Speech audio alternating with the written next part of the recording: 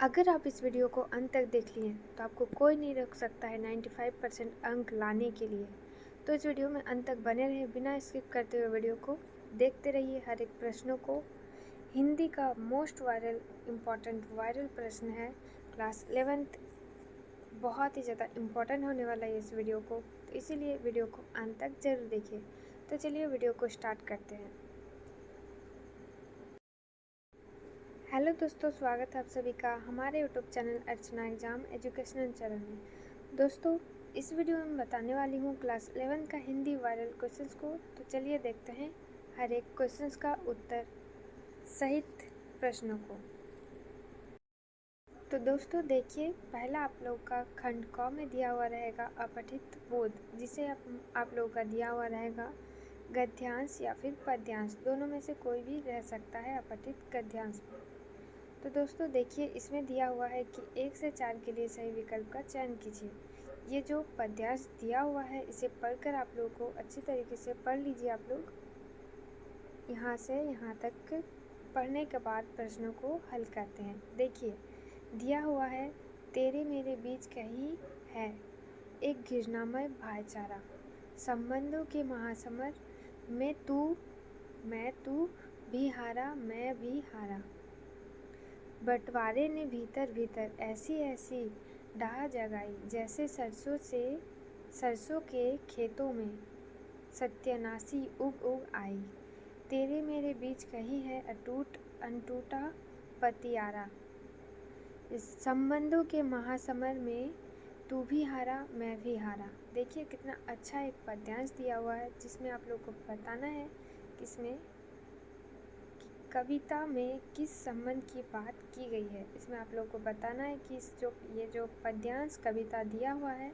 इनमें किस संबंध की बात कही गई है। तो पारिवारिक संबंध की बात कही गई है। ऑप्शन नंबर ए करेक्ट हो जाएगा। दोस्तों, कलर को मैं चेंज कर लेती हूँ। देखिए, पारिवारिक संबंध हो जाएगा। ऑप्शन नंबर ए उत्तर हो जाएगा। नेक्स्ट 2 नंबर सवाल को देखिए। सबसे उपयुक्त शीर्षक चुनें। सबसे ज़्यादा उपयुक्त शीर्षक ये जो पद्यांश दिया हुआ है उनमें कौन सा सही उपयुक्त शीर्षक होगा। सबसे अच्छा शीर्षक होगा तो बंटवारा, जो कि भाईचारा में बंटवारा हो रहा है, तो बंटवारा सही इसका शीर्षक हो जाएगा। ऑप्शन नंबर सी बंटवारा। ठीक है, ऑप्शन नंबर सी करेक्ट हो जाएगा 2 नंबर क्वेश्चन का। 3 नंबर सवाल देखिए दोस्तों, क्या है सत्यानाशी से तात्पर्य क्या है। सत्यानाशी जो है शब्द, इसका तात्पर्य क्या होता है तो घृणा होता है, मतलब नफरत करना, घृणा। ठीक है, ऑप्शन नंबर ए करेक्ट हो जाएगा। नेक्स्ट क्वेश्चन देखिए, भीतर भीतर में कौन सा अलंकार है। तो बताना है कि भीतर भीतर जो दिया हुआ है वाक्य, इनमें कौन सा अलंकार है। तो पुनरुक्तिक प्रकाश अलंकार है। पुनरुक्तिक प्रकाश अलंकार है। ऑप्शन नंबर डी सही हो जाएगा। नेक्स्ट देखिए दोस्तों, दिया हुआ है कि 5 से 8 के लिए सही विकल्प का चयन करना है ये गद्यांश को पढ़ने के बाद। ये भी अपठित गद्यांश है। देखिए, पढ़ते हैं साथ साथ गद्यांश को और प्रश्नों का हल करते हैं। देखिए, साहित्य जीवन को देखने की एक दृष्टि है, जिस परम तत्व को एक योगी नहीं यौगिक क्रियाओं से तथा दार्शनिक अपने चिंतन से प्राप्त करता है। उसके बाद है साहित्यकार अपनी साहित्य की गहन साधना के द्वारा उस तत्व को प्राप्त कर लेता है।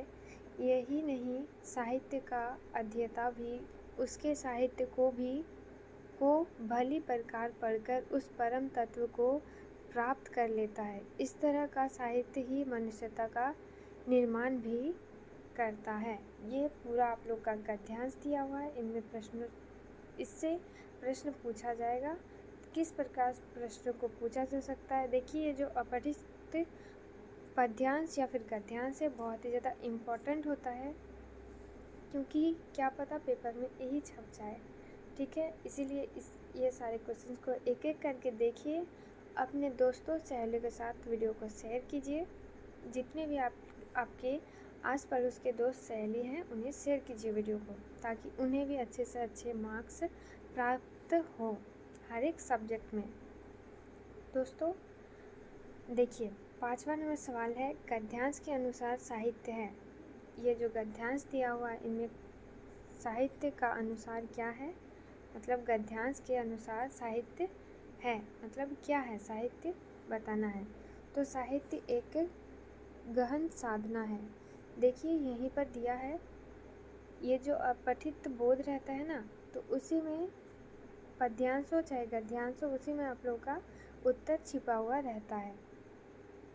देखिए यहीं पर होगा, अभी पढ़े थे हम लोग गहन साधना। देखिए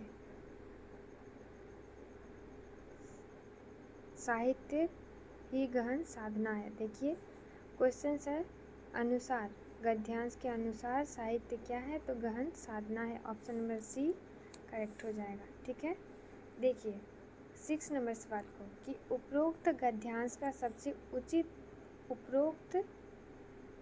होगा, उचित शीर्षक है, टाइपिंग मिस्टेक हो चुका है। उपरोक्त गद्यांश का सबसे उचित होगा शीर्षक क्या है, तो उचित शीर्षक हो जाएगा साहित्य। ऑप्शन नंबर ए करेक्ट हो जाएगा, करेक्ट उत्तर हो जाएगा। 7 नंबर सवाल को देखिए दोस्तों, क्या है, गद्यांश के आधार पर बताइए कि कौन सा कथन गलत है। बताना है कि ये वाक्य में कौन सा वाक्य गलत है। तो साहित्य मनुष्यता का निर्माण और विनाश करता है, ये गलत है। ऑप्शन नंबर सी उत्तर हो जाएगा 7 का। 8 नंबर सवाल देखिए दोस्तों, साहित्य का अध्येता से तात्पर्य है। साहित्य जो है इसमें अध्येता से तात्पर्य क्या है, तो पाठक हो जाएगा। ऑप्शन नंबर सी करेक्ट हो जाएगा, पाठक। नेक्स्ट क्वेश्चन देखिए, खंड ख आ गया है जिसमें रचनात्मक लेखन तथा अभिव्यक्ति और माध्यम है, जिनमें आप लोग का क्वेश्चंस का सवाल मतलब व्याकरण का सवाल रहता है। ठीक है, देखिए 9 नंबर सवाल को, जनसंचार के लिए अंग्रेजी में कौन सा शब्द प्रयुक्त होता है। जनसंचार के लिए अंग्रेजी में कौन सा शब्द प्रयुक्त होता है, तो होता है mass community. Option number A correct हो जाएगा। 10वां नंबर सवाल है कि निम्नलिखित में से कौन सा औपचारिक पत्र नहीं है। निम्नलिखित में से कौन सा औपचारिक पत्र नहीं है, तो 4 नंबर हो जाएगा, भाई को पत्र लिखना औपचारिक पत्र नहीं है, बाकी ये तीनों है। देखिए 11 नंबर सवाल क्या कह रहा है दोस्तों, कि फीचर के लिए हिंदी में कौन सा शब्द प्रयुक्त होता है। फीचर के लिए हिंदी में कौन सा शब्द प्रयुक्त होता है, तो हो जाएगा, क्या होगा, 11 का सही उत्तर होगा ए, यानी कि रूपक। नेक्स्ट 12 नंबर देखिए, प्रतिवेदन अंग्रेजी के किस शब्द का हिंदी रूपांतरण है। प्रतिवेदन जो शब्द है अंग्रेजी के किस शब्द का हिंदी रूपांतरण है, तो हो जाएगा 12 का सी रिपोर्ट हो जाएगा। नेक्स्ट 13 नंबर सवाल देखिए दोस्तों, संपादकीय जिसके द्वारा लिखा जाता है, संपादकीय जिसके द्वारा लिखा जाता है उसे क्या कहा जाता है, बताना है, तो संपादक कहा जाता है। ऑप्शन नंबर सी करेक्ट हो जाएगा, 13 नंबर सवाल का उत्तर सी।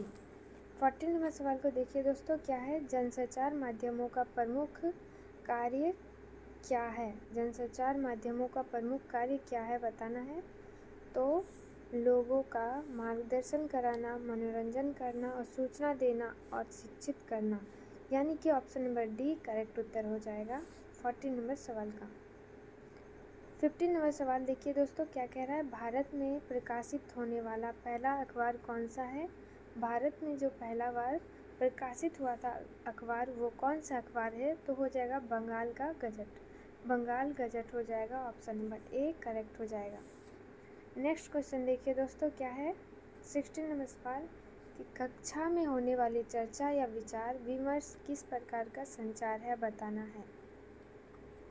कक्षा में जो हम लोग बचपन में करते थे स्कूल में बातचीत, वो कौन सा विचार विमर्श किस प्रकार का संचार है, मतलब बातचीत करना वो कौन सा संचार हो जाएगा तो समूह संचार हो जाएगा। एकजुट होकर हम सब बात करते थे ना बैठ के, तो उसे समूह संचार हो जाएगा। ऐसे तो मेरा कोई सहेली नहीं थी, एक भी नहीं थी। देखिए 17 नंबर सवाल, पत्रकारिता का मूल तत्व क्या है? पत्रकारिता का मूल तत्व क्या है? तो जिज्ञासा हो जाएगा। पूछताछ करना पत्रकारिता का मूल तत्व होता है। पूछताछ करना, जिज्ञासा।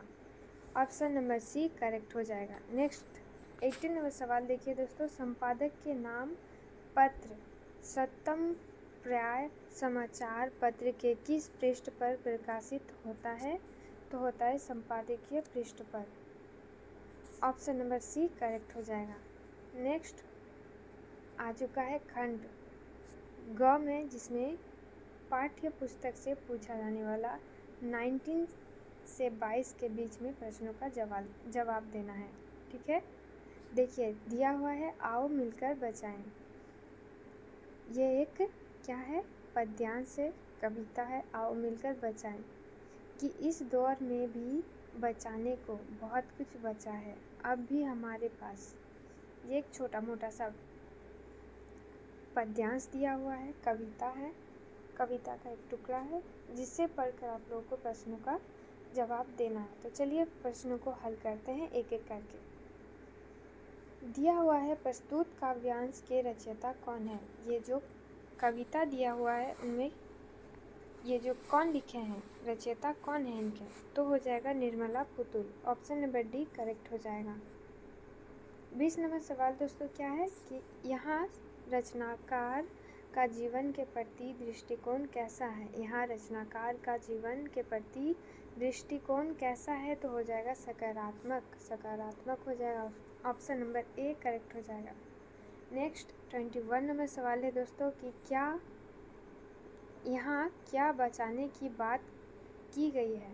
यहाँ पर क्या बचाने की बात की गई है? ये जो पद्यांश दिया हुआ था उसमें क्या बचाने की बात की गई है? तो संस्कृति हो जाएगा। Option number B.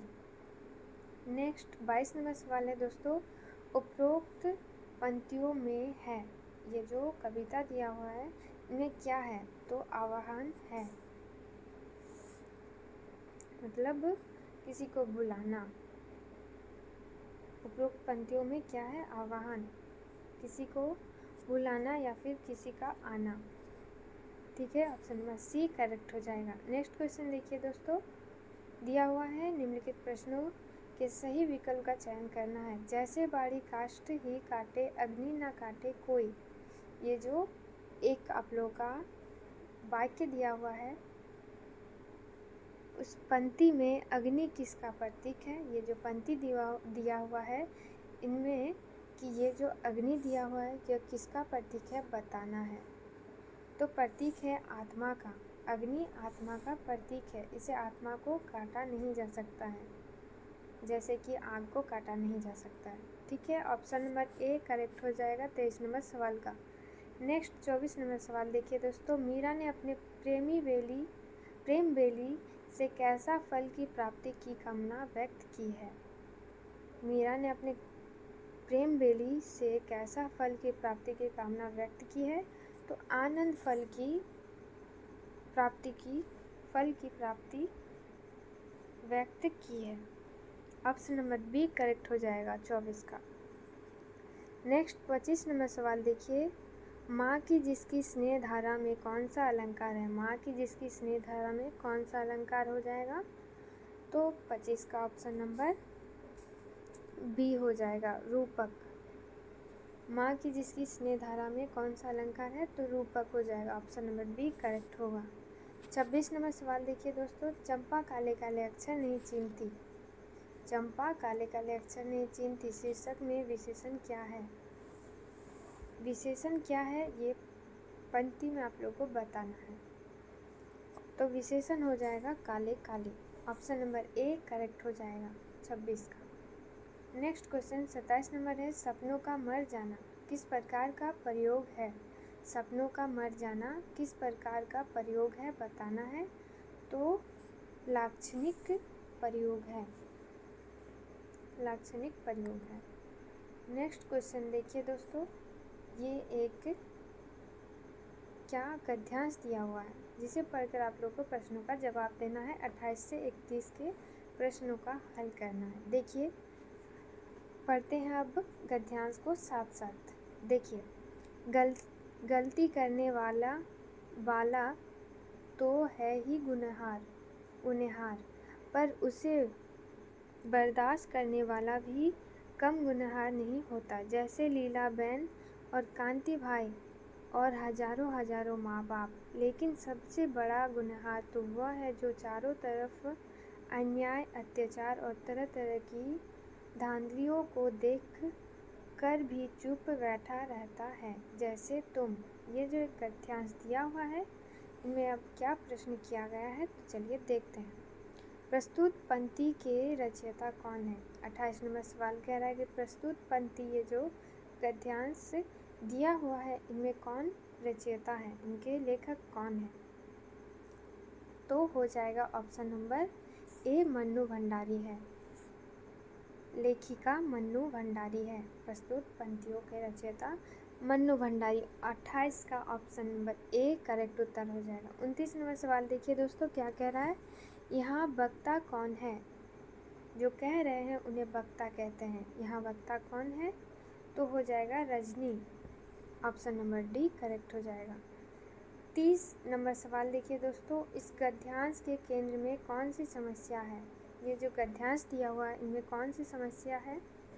तो इनमें समस्या है शिक्षा की समस्या है, कमी है कह सकते हैं। देखिए 31 नंबर सवाल देखिए दोस्तों, इनमें से कौन सी विशेषता वक्ता के चरित्र की है? इनमें से कौन सी विशेषता वक्ता के चरित्र की है? तो हो जाएगा 31 का सभी। डी सही हो जाएगा। समावेशी, दृष्टिवादी और संघर्षशील, यानी कि ऑप्शन नंबर डी करेक्ट हो जाएगा। 31 नंबर सवाल का डी उत्तर हो जाएगा।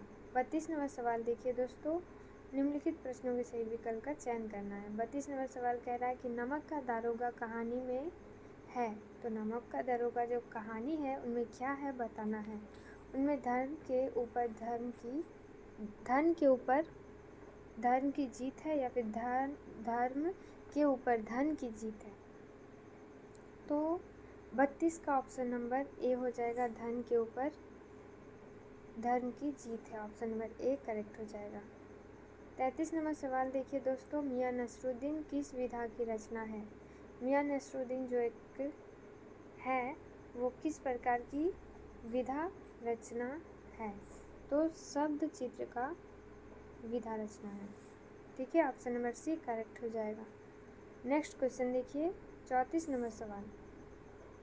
34 नंबर सवाल क्या कह रहा है दोस्तों?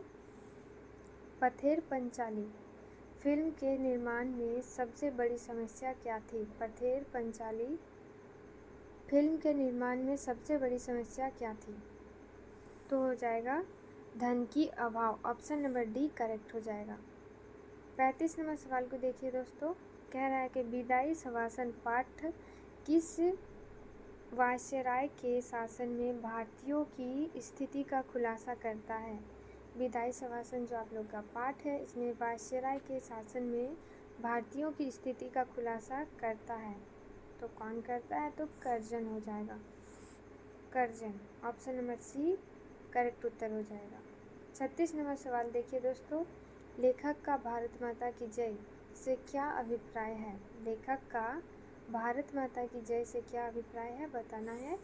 यहाँ के लाखों करोड़ों लोगों की जय हो जाएगा। ऑप्शन नंबर सी करेक्ट हो जाएगा। नेक्स्ट देखिए 37 नंबर सवाल को, लता मंगेशकर से पहले किस विख्यात गायिका का चित्रपट संगीत में अपना जमाना था? तो हो जाएगा, क्या होगा? 37 का option number B Nurjahan. Option number B correct हो जाएगा, नूरजहां। 37 नंबर सवाल का बी सही उत्तर होगा, बी नूरजहां। नेक्स्ट क्वेश्चन देखिए 38 नंबर सवाल को, भारतीय चित्रपट संगीत के क्षेत्र में स्वर कोकिला के नाम से विख्यात गायिका कौन है? भारतीय चित्रपट संगीत के क्षेत्र में स्वर कोकिला के नाम से विख्यात गायिका कौन है? तो ऑफकोर्स लता मंगेशकर, जिन्हें हम लोग सब कोई जानते होंगे, लता मंगेशकर। देखिए 39 नंबर सवाल को, कुई की चिनाई करने के लिए किस घास का प्रयोग किया जाता है? कुई की चिनाई करने के लिए किस घास का प्रयोग किया जाता है? कुई मतलब आप लोग जानते हैं क्या होगा? कुई कुई क्या है? कुआं नहीं है। कुई एक कुआं तो वो होता है जो भूमि के अंदर से पानी को, मतलब पृथ्वी के अंदर जो पानी होता है उसी पानी को हम लोग पीते हैं, निकालते हैं, उसे पीते हैं, उसे हम लोग कुआं कहेंगे। और कुई वह होता है जिसे धरती के ऊपर बनाया जाता है, ना कि धरती के साथ कनेक्ट नहीं होता है। ये इस तरह से कुछ बनाया हुआ रहता है जिसमें पत्थर का संरचना होता है, दीवार बनाया जाता है पत्थर का, नीचे में भी सीमेंट दिया जाता है, उसे ही कुई कहा जाता है। जिसे पृथ्वी के तल से कनेक्ट नहीं होता है वो कुई है। ठीक है, समझ में आ गया कुआं और कुई में अंतर? कुआं जो है धरती के अंदर रहने वाले पानी को निकाला जाता है, और कुई से धरती के अंदर पानी को नहीं निकाला जाता है। ये एक टंकी का जैसा आप लोग कह सकते हैं। टंकी मतलब आप लोग जानते होंगे, जैसे रखा जाता है ज़मीन में, उसी तरह से इसे दीवार पत्थर या फिर ईंटों से बनाया जाता है। वहाँ पर पानी को जमा किया जाता है, भविष्य के लिए क्या कहा जा सकता है, या फिर गांव में ज़्यादातर होता है वर्षा का पानी रोकने के लिए, ताकि पानी का अभाव ना हो गर्मियों के समय। ठीक है, समझ में आया? तो हो जाएगा खीप घास। कुई की चिनाई करने के लिए किस घास का प्रयोग किया जाता है? तो हो जाएगा खीप घास का। खीप घास कहाँ पाया जाता है? आप लोग जानते होंगे, रेगिस्तान में पाया जाता है, ज़्यादातर रेगिस्तान में ही पाया जाता है। रेगिस्तानी घास है खीप घास। ठीक है, देखिए लास्ट क्वेश्चन है दोस्तों, फटाफट वीडियो को लाइक कर दीजिए। चैनल पर नए हैं तो चैनल को सब्सक्राइब करके रख लीजिए, क्योंकि हर एक इम्पॉर्टेंट सूचना और क्वेश्चंस आपको मिलते रहेंगे। इसीलिए आप लोग चैनल को सब्सक्राइब कर लीजिए, सब्सक्राइब नहीं किए हैं तो, और साथ ही साथ बेल आइकन को भी प्रेस कर लीजिए। अपने दोस्तों सहेली के साथ ज़्यादा से ज़्यादा वीडियो को शेयर कीजिए। देखिए 40 नंबर सवाल को, कुई की चिनाई करने वाले को क्या कहते हैं? कुई की चिनाई करने वालों को क्या कहते हैं? तो हो जाएगा चेलबाजी कहा जाता है। ठीक है, चिनाई क्या है? चीनी भाषा है चिनाई। कुई जो है ये दक्षिण मध्य का भाषा है, और चिनाई चीनी भाषा है। तो ये 40 का ऑप्शन नंबर सी करेक्ट हो जाएगा, चेलबाजी।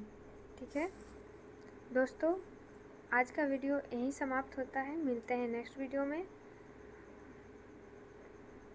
जय हिंद, जय भारत, जय जोहार, जय झारखंड। अगर आप लोग झारखंड के हैं तो कमेंट बॉक्स में ज़रूर जय जोहार बताएं कमेंट में। ठीक है, मिलते हैं नेक्स्ट वीडियो में। धन्यवाद।